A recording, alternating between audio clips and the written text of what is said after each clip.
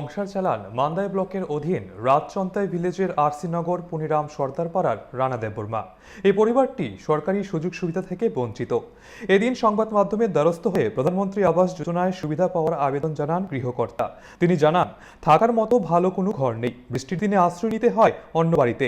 একাধিকবার প্রধানমন্ত্রী আবাস যোজনার সুবিধা পাওয়ার জন্য আবেদন করেও কপালে সুবিধা জোটেনি।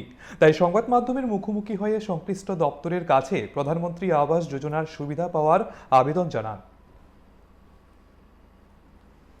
ऐसे करके আমি ঘর টর নাই, এদের কিছু কথা আমি লাগত থেকে বেঁচে আমি কিছু কথা ঘর নাই, কিছু নাই, আমি তো থাকুন লাগবো।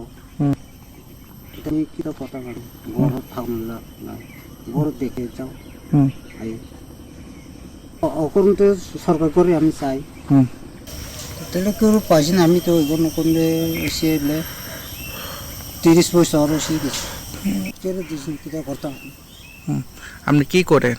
আমি তো গিস্তি করি, গৃহস্থী করেন। কাজ করে। এখানে বাড়িতে কতজন আছে? আমার বাড়িতেও আছে, এবার আমার পোলা তিন পোলা। 3 পোলা। এমনি আপনি গৃহস্থী কাজ করেন না?